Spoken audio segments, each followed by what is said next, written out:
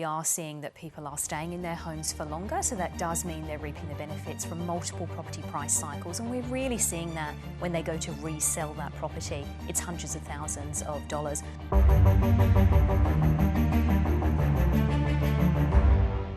Welcome. We know it's become increasingly difficult for first home buyers to enter the market without the help of mum and dad. Does your latest report reinforce that that isn't changing? It isn't changing. There is huge amounts of wealth and equity being built across Australia's housing market. And when you think about 70% of Australia's household wealth is tied to the value of our homes, when you look at that wealth creation, it's really understandable why we can see the increase of the banker mum and dad and that kind of intergenerational wealth transfer. We have got a vast proportion of homes being resold at a profit. It is slightly different depending upon the capital cities, but that profit is hundreds of thousands of dollars. In which capital cities are sellers seeing the biggest profits?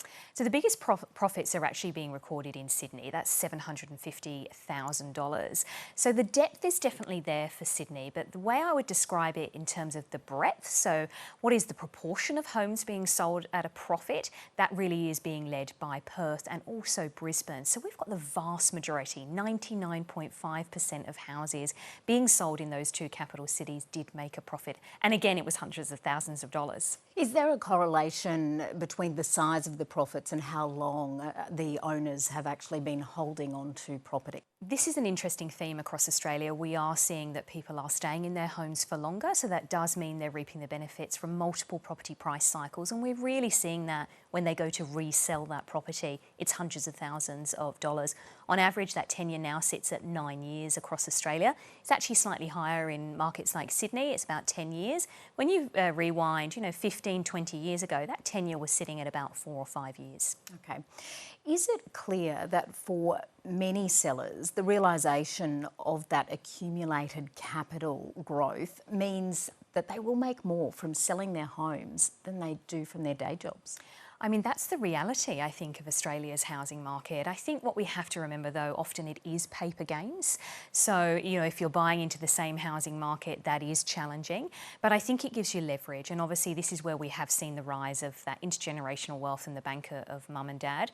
I think those that are really benefiting are those that are cashing out and moving to cheaper locations, whether you're downsizing.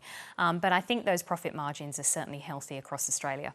In your report, you say that the capital growth is providing people with a financial shield against rising interest rates and inflation.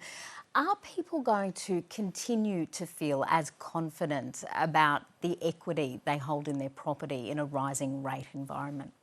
I think, the two rate hikes that we've seen this year, I think are going to be rattling Australians. I think it is financially challenging. I think those that are early on in their home buying journey are obviously going to feel it the most. I think this is probably one of the reasons why we are seeing people stay put for longer, not only the taxes that are involved in transacting a home, such as stamp duty. I think, when we're taking on more debt as well, when rates rise, it is very challenging, particularly those that are early on their home purchase and journey. Particularly first home buyers who may have just taken on the federal government's 5% home deposit scheme? Absolutely. I mean, this is probably the most vulnerable sector of those that have a mortgage. They're early on in their home buying journey, and we know that first home buyers have been that rising buyer segment. It's really interesting when you look at the expansion of the schemes and what it does activate demand, and that is exactly what we have seen, which is probably not a great time given we are now seeing rates being hiked. Do you think we're going to see listings increase as a result of interest rates heading up? So we have started to see listings rise. I think there is a little bit more choice in the housing market.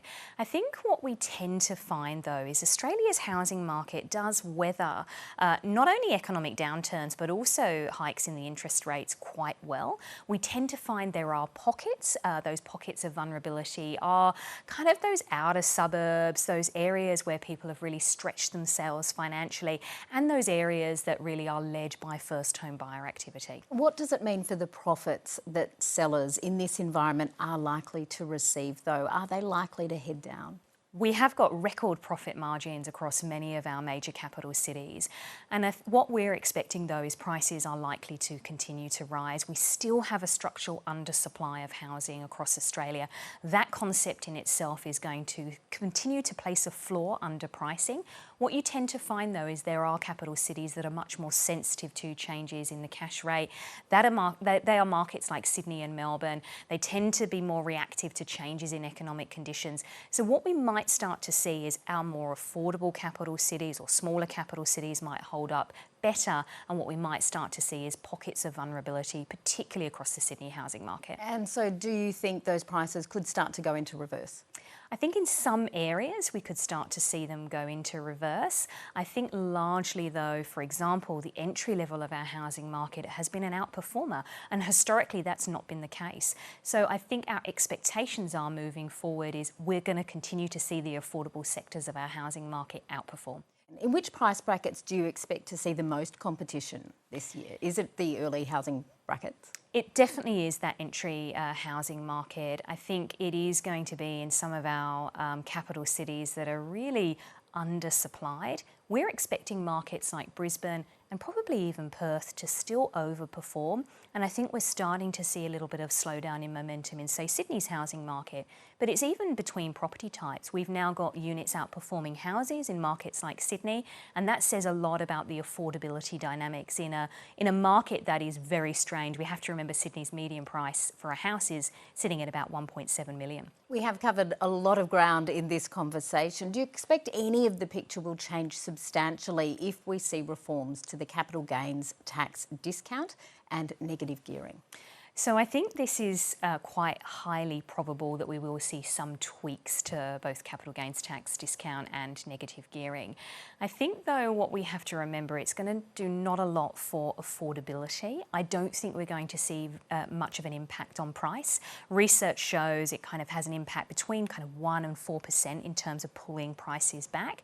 What it will change though is who owns homes. What we're likely to see is a shift from investors towards first home buyers, and ultimately I think that's what governments really have in their focus. Nicola Powell, thank you. Thank you.